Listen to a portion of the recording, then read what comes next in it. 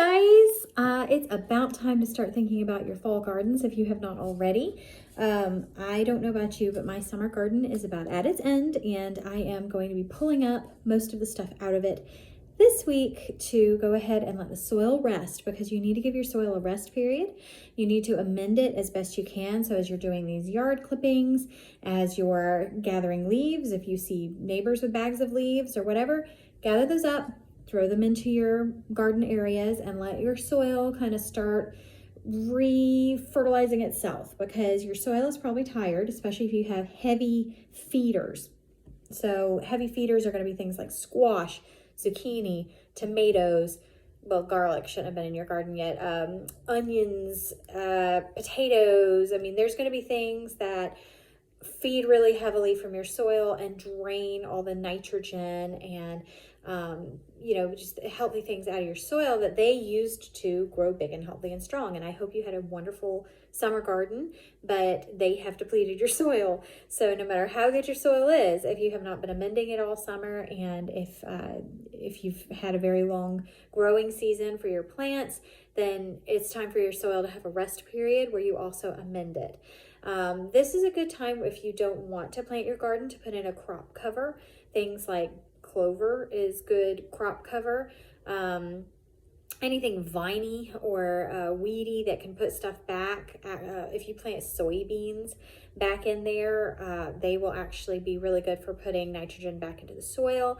So just some things to consider. But if you are ready to plant, if you're just going to go buy your compost or use compost you already have, and you can go ahead and amend your soil, these are some things you need to be thinking about planting already. Fall crops are my favorite. I absolutely love going out and getting the crops in the early spring after a frost and after a rain. Tasting fresh spinach and fresh lettuce out of my own garden is one of my favorite things. I absolutely love that stuff. So one thing that you need to take in consideration is when you are reading your seed packs, it should say frost hardy on it. If it says frost hardy, yes, then that means you can plant and it will be okay to get through roughly 28 degrees and higher. Now, if we're talking plunging temperatures, some of these things may not have a survival chance like they do if you have more mild winters. But for the most part, we have pretty mild winters. I had some frosts on my spinach and my lettuce last year. Didn't hurt them at all. It actually made them much stronger. They were happy. They love the cold. They love cold rain. And they're just delicious to go out and pick and use anytime you want to. So things that you can plant right now are brassicas, root vegetables, collards, and I'm talking the brassicas, collards, lettuces, spinach, that kind of stuff. You can plant cauliflower, you can plant beets, you can plant radishes, you can plant broccoli. So just some things to put in mind if you want to put some goodness back into the soil. It's not too late to plant some beans. You won't get much of a harvest off of them, but bean plants actually put a lot of nutrients back into your soil.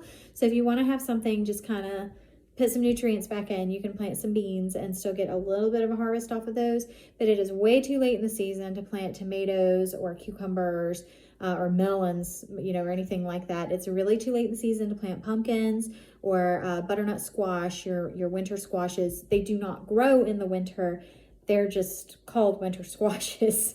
So, you should have already planted those if you were going to do it. Now, this is some of my seeds that I'm going to be planting for the fall and winter season. I'm going to be planting some. These two are actually going to be perennials.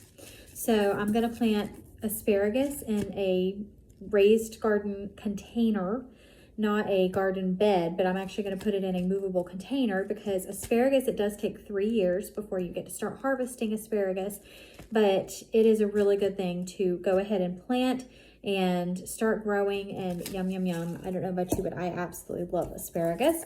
Another thing to consider is strawberries. If you don't have anybody you can get the runners from, which if you know anybody that grows strawberries, you may be able to get runners for free and go ahead and have your plant started.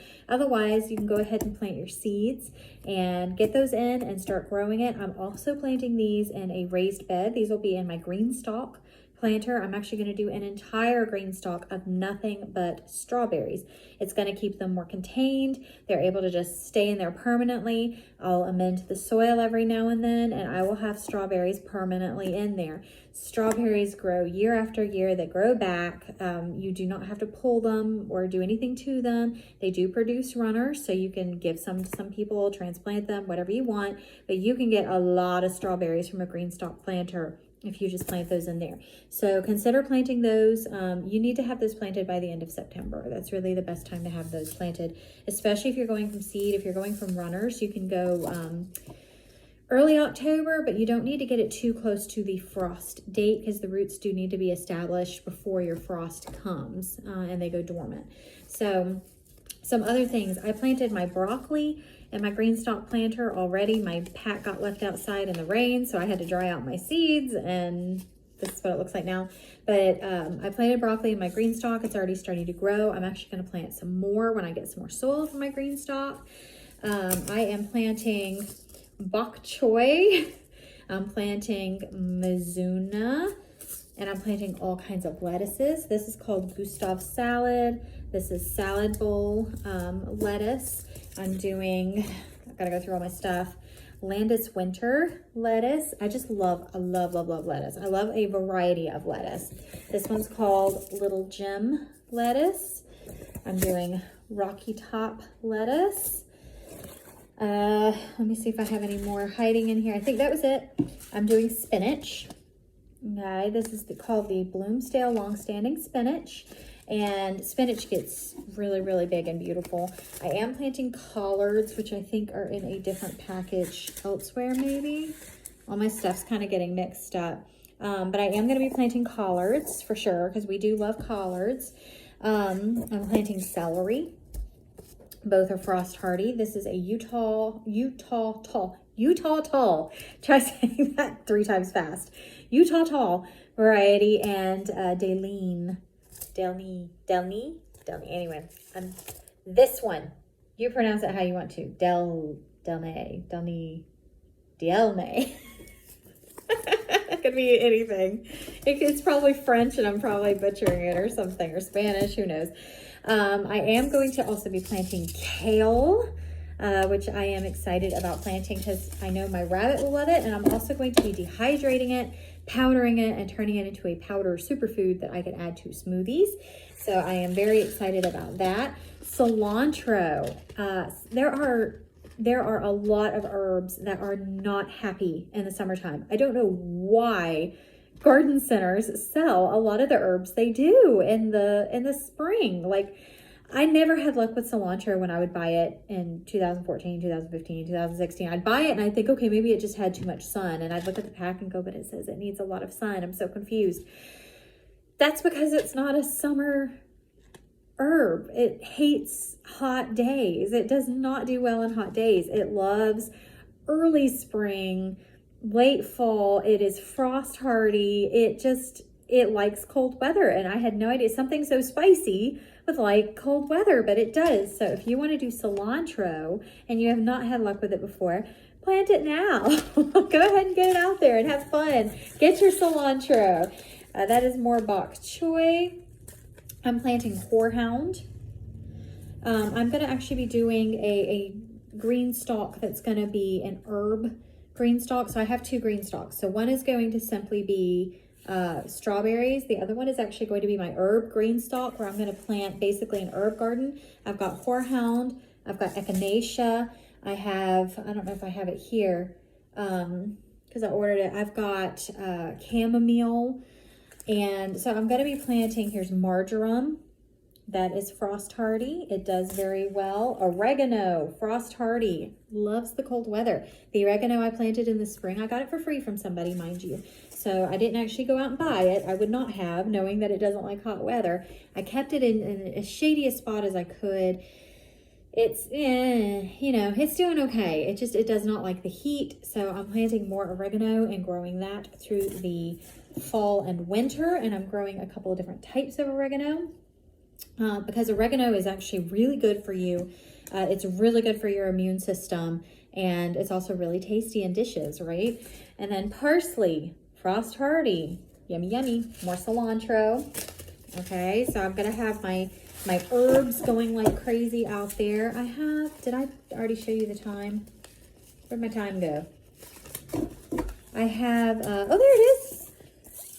The orange thyme. So this is Orangelo thyme, and thyme is a creeper. So if you have a place that has like cracks or, you know, like in your pavement or something, and you want to have something pretty kind of growing in there, you can scatter some of these thyme seeds, and they will grow anywhere. They're like crazy prolific. They will just absolutely grow anywhere. So you can put thyme. You don't have to have it in a planter. You could just find a crack to put it in, and it will grow.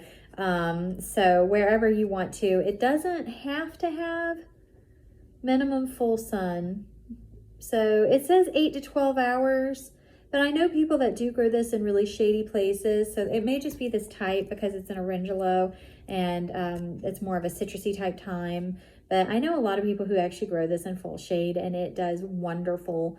So with all of this stuff, so with all these like little tiny seeds, I'll show you when I'm planting them what I'm doing, but you do not need to plant these real deep, but you do need to have a loose soil. So when you're buying soil for your fall garden, make sure that you're planting them in things that are like more of a potting soil, where you can just run your finger through. It doesn't have big chunks of anything. So it doesn't have big chunks of mulch. It doesn't have big chunks of compost or mushrooms or like whatever else. So whatever else you're using, whatever kind of soil you're using, just make sure it's not chunky, that it's actually a real fine soil, because if not, this stuff is not going to be able to like get through, because these are going to be super duper tiny seeds, and they just need to be surface sown. So I mean, they don't need hardly anything on top of them. Like you just kind of flick a little bit of dirt on top of them, and that's about all they need.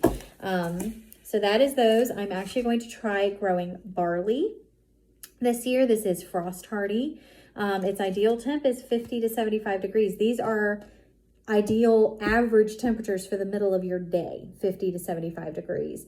So when you're seeing the writing on the back, we're talking average temperatures of the day, not 50 is the low, 75 is the high, but that's your average temperature in the day, ranges between 50 and 75 degrees. If something says it likes 80 to 95 degrees, that's your average temperatures. So like tomatoes, that's your average temperature. I am planting radishes this year. I have a lot of radishes. This is Pink Beauty. I have 2 of those. These come up crazy. If you have kids or grandkids and you want to plant something fun and that's pretty much an instant gratification type thing, plant radishes. They pop up like 2 days later. So like you can plant them on Friday if your grandkids spending the weekend, and you might actually see them popping out by Sunday. So these are really fun to plant, and radishes are just a very good root vegetable to have around. If you leave them dirty and don't clean them off when you harvest them, you can put them in a basket and keep them in a crawl space or a root cellar for a very long time. This is called Saxa 2 radishes. These are long, thin radishes called Red Beauties. China Rose radishes. China Jade radishes, which I'm really, really excited about because my China Jade cucumbers were phenomenal. They were delicious. And I am really, really excited to have these and try these out as another China Jade variety of something. More bok choy, more cilantro, artichokes. They are frost hardy. They do take a really long time to grow. So keep that in mind. The artichokes are going to take a really long time to grow. These are more of a perennial, so I don't know why they ended up in my annual stash, but these are going to go over here with my strawberries and my asparagus. And then I'm also going to be planting onions. Anything root, beets, onions, turnips, you name it. Any of your root stuff is going to be pretty frost hardy. Now, sweet potatoes, no, they need the summer sun. And you need to plant those kind of end of April, beginning of May.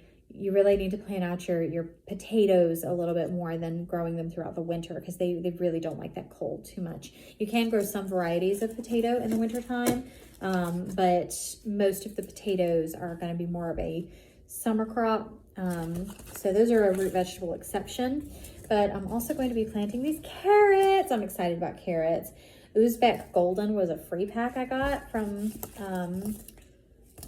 Baker Creek, and then New Carota.